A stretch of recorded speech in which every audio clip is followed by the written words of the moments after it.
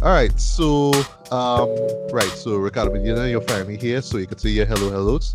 Hello, hello, hello. All Right, and this is the halftime show basically for our Godzilla versus Kong reviews, right?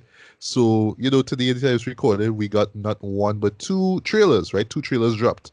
The first one being for Space Jam: A New Legacy, and the second one for I believe is either the second or the third trailer for the upcoming Marvel film Black Widow, right? Which, as you know, we were supposed to get last year, right? So let's do like quick thoughts on both trailers, and then we'll move on, right? So, quick thoughts on well, we start off first with Space Jam: A New Legacy, right? Quick thoughts. Seen it twice. It I really don't know what to make of it, guys. Like, I do trust the director, right, Malcolm D. Lee.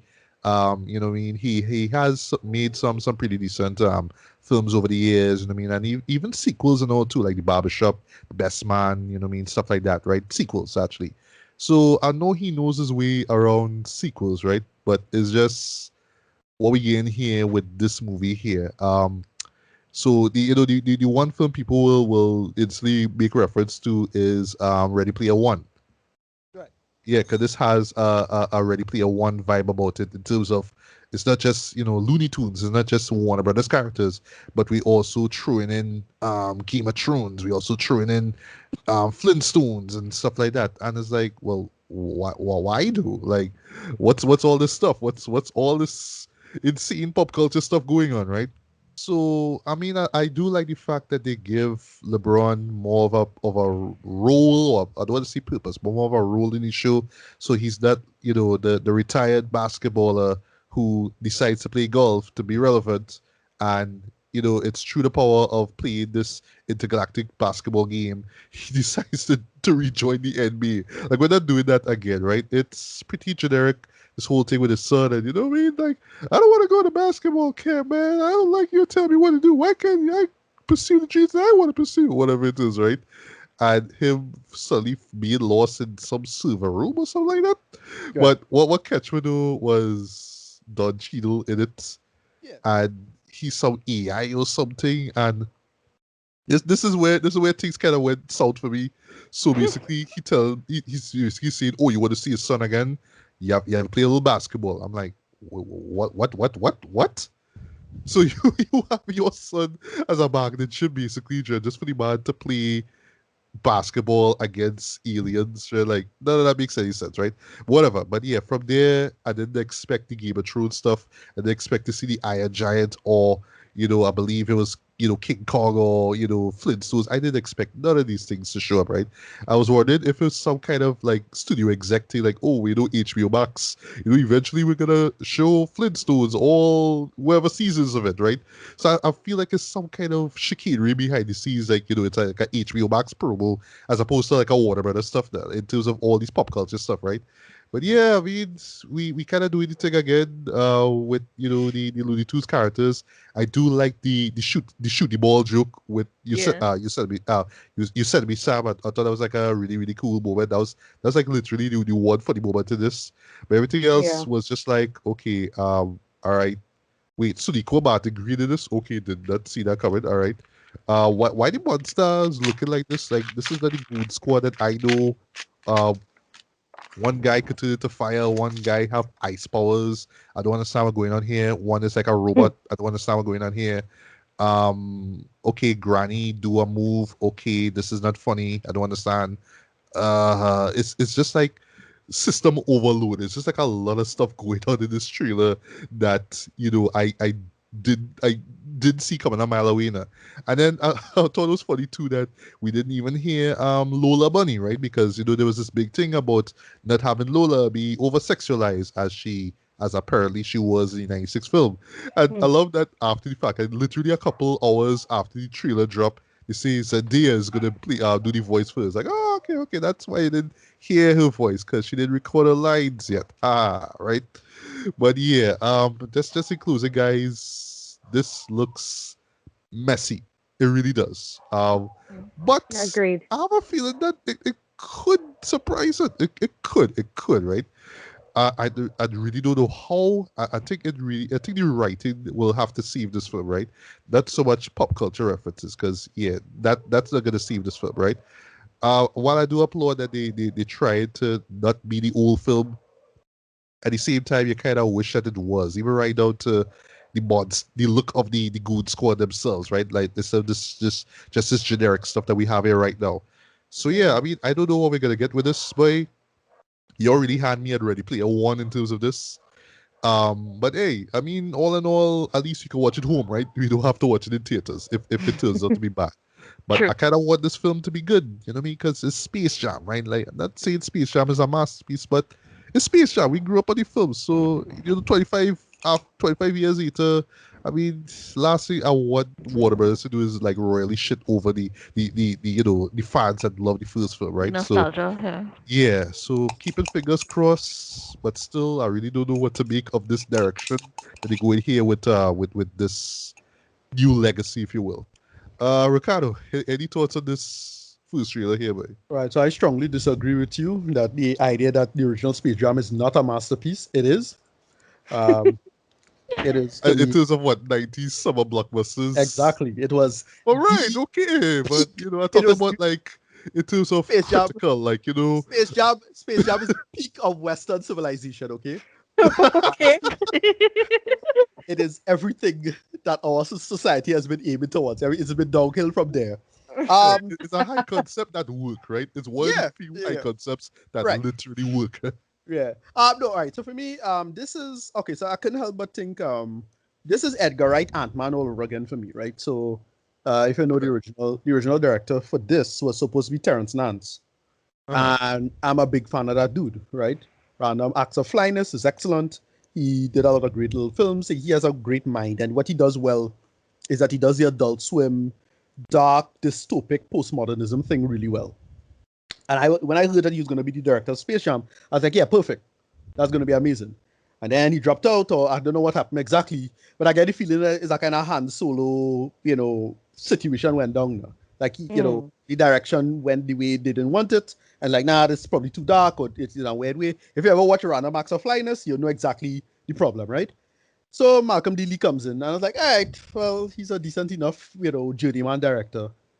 You just finish the project and make it work. And I'm not sure how much of the ideas is still Terrence Nann's vision or whatever it is. So that's it. I mean, but it looks okay. I'm not hating on this per se. It looks okay. LeBron James seems to be a better actor than um, Michael Jordan ever was. I Um, know, right? yeah, the premise is better too. Like I like the idea that the son, him and the son, they're doing something different with it. I like that. Little stuff like that. The thing is, it have no space though. Like it's high it's cyberspace. That's the space part in Space Jam exactly. Anybody could You know, claim me up. It I seems that literally way. now It realize that. just, yeah, Right, it yeah. does seem that way that it's cyberspace. It's not, right, it's not space. So right, right. Yeah. So stuff like that I mean, they don't bother me per se, but it's just okay, right? They're doing something else with it, kind of thing. Um, I don't know. I just it looking okay. It looking funny enough. Like again, this not for me. I'm in my mid-30s. Like this is clearly not designed for me. So I don't know what kind of jokes they're gonna cater to or who they're gonna um appeal to. Plot wise. No. But yeah, it looking alright. Like it decent enough. And it's like, hey, Captain Burnham in this. All right, cool. We go see. Um, Yeah, I was I'm whelmed, not underwhelmed, not overwhelmed, just whelmed. that's well. Yeah, it looks fine. It looks fine. I got you. I got you. Yeah. All right, Alice, thoughts Mhm. on Space Jam 2? Um, well, honestly, I've only ever seen the first one once, all those years ago when I was a lot younger. Mm. I agree with you in terms of it's a lot inside one trailer. It's a lot, and I was shocked to see like the Flintstones and all those things in there.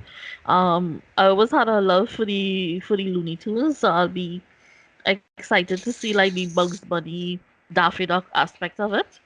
But I think putting in all the other characters inside that and making it so mixed up, it might it might not be for the betterment of the movie. I'm not sure. It's still very early to tell. Maybe another trailer might drop or something. But yeah, I have mixed feelings towards it. And I mean, again, it's not something you're gonna go to expect any deep subplot or anything like that. It's probably just to play on the nostalgia of fans kind of thing, you know? Yeah, that's it.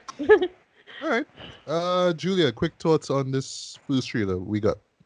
Well, as Ricardo said, it is clear that at least we're gonna get some better acting from LeBron than from Michael.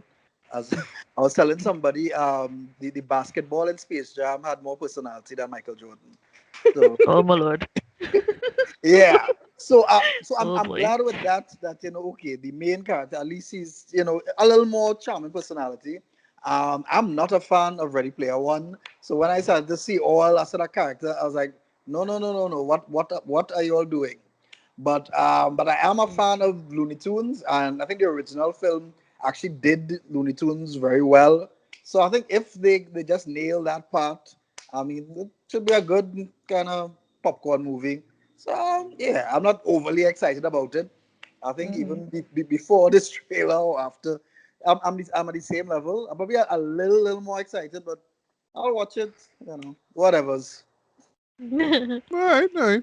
And last but not least, Summer, your thoughts on Space Jam: A New Legacy. Well, the original film is again, it's not one that I've revisited either. Like Alicia, I think I may have seen it at least twice in cinemas though. It Mhm. had that whole epic song by that awful human being, and Right. that's Oh yeah, basically yeah, what I yeah. remember. Mm-hmm. Yeah, that's basically how I remember it. Um, this trailer, it's a lot, but it's a lot that doesn't really leave me feeling anything, coming out. I just hope it's not anything like Tom and Jerry. I just Right. hope that they managed to avoid that because, like you guys said, it only had one funny moment in that entire thing, and it's an obvious kind of joke too. I'm here for the Looney Tunes, and I don't know. I guess I wait and see. It's not a movie that's like on my must see list. It's not a sequel that I was chomping at the bit for. So I just have to wait and see. Maybe it will turn out to be a really, really good movie and be a pleasant surprise. But either way, I'm like Ricardo. I'm just whelmed. I hear. Right. So much to my surprise, sorry, we got a new trailer for Black Widow.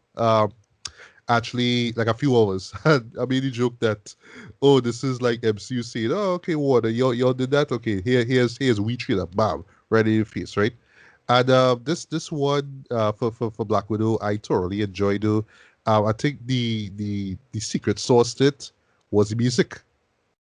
Mm. Yeah, that new take on the Avengers team song worked for me, especially when you saw the logo. I just hear that Russian vocalizing. I was like, yes, I love it. This is awesome. I love it. Yes, yes, yes.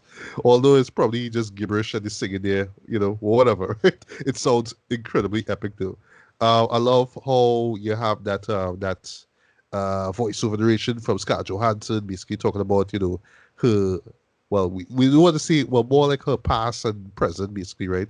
So when she was with the Avengers and how that all came to a head with Endgame and all that kind of stuff, but she kind of let us know that this right here is going to be the beginning. Like this is her past. Like you want to understand who she is. You have to learn her. You got to understand her past basically. And this is what the film is about. Mhm. So you get some really cool, some cool action stuff. We once again with Florence Pugh, who's playing her sister, I believe it is. Who else? Her dad showing up as well. He has a great line where he's saying, I forgot the line, but just basically saying how proud he is of his two strong daughters. I thought that was like a really nice moment. Mhm. And some really, really sweet action scenes. Stuff that you saw before in the earlier stuff, but just a little bit more basically in it just to heighten things up though. But yeah, really, really what makes it work though is just the music and just the direction as well, just making it feel more like personal basically to that character, right? I love how the end, how they say it's coming in July. We no date on that like that. So, all right, well, keep our fingers crossed that we get this thing in July. And yes, it will be on Disney Plus, but I think it's premium basically, right? So, yeah, there's some Yeah, you had to pay for it basically, right? That's what it is. All right, so some thoughts on this new trailer, which by the way, you saw literally while we were waiting for everyone to meet Yes. up online. Yeah, so you I, see, I you have the it freshest eyes here. Yeah, it definitely made me feel more energy towards this film because I mean it's a movie that I've wanted since the very beginning of this entire thing and been excited to see it coming, but it kept getting pushed back, and that tends to dampen your excitement. And the first trailer also, it's good, but it's not a great trailer. It's not what we usually get from Marvel. So this second trailer for me was very much Marvel at the top of its game. The fight, the Taskmaster, the everything, the drama, this everything is in there, and yet they're still not giving a lot away, which I totally appreciate. Because as you guys know, I don't watch trailers anymore because they give away so much. So yeah, this one I am now my excitement is reignited by this trailer. So good on them, and I can't wait to see it. Yeah, here's to July. Yeah, yeah. Julia, quick thoughts on the new Black Widow trailer. Oh, I'm actually gonna have to skip this one. I have a two trailer quota rule. Whereas like, oh, I've seen two trailer. I'm not gonna watch three because we're overdoing the damn thing now. So yeah, I'll skip you on this one. All right, buddy. Suit yourself. Ricardo, thoughts on this new Yeah, Black Widow trailer? yeah. Fun enough trailer. They didn't nothing too different from the other trailers in terms of information. They just kind of edit stuff better. They remind us, oh, here's why you like Black Widow because she died in Endgame and all of these great moments from the previous Avengers movies. Yeah. You dug it for what it was. As I say, you mentioned when the main factor is the music. The music was badass. I love that little weird soundtrack they had with the vocalizations. That was pretty good. It does. I do think the way how they cut it and edit it, it does verify uh, a plot thing that we suspected a long time, and I do suspect what's going on with the movie. Because the big, I think I know what the big reveal is. Um, but yeah, it fun. It's fun for it was. All right, cool. And last but not least, Alice, quick thoughts on the the new Black Widow trailer. I really enjoyed it. It looked like it's gonna be a great mixture of um what is it, action in between, also with Black Widow's past. As you know, it's very dark and emotional, and you got all of those emotions coming out of this new trailer, especially accompanied by the epic score that you spoke about, which is that score I've actually heard singing similar to that when I've watched documentaries based on the last Russian royal family that it had. The the music and the singing is actually associated with the Russian Orthodox music, the kind of they use in religious settings. Oh, okay. So Yeah. that's why you always hear that in those every time they cut to a scene in Russia or something like that. You always hear that kind of music. Yes. Right. Yes. Okay. It's Now I know. associated with that. Yeah. So yeah, I really enjoyed the trailer, and it just kind of reamped my excitement again for the movie. I really hope it does come out in July. Pending what's going on with this crazy pandemic situation. And yeah, just very excited to see it. Hey, this is Matthew Bailey, and I hope you've enjoyed this segment of the BS Beats and Bailey podcast. If you'd like to hear the full episode, hit up my link tree. On the other side of my head are 2 videos you can check out. Like this video if you like it, feel free to subscribe and hit the bell as well. Thanks for listening, and until the next one, take care, peace.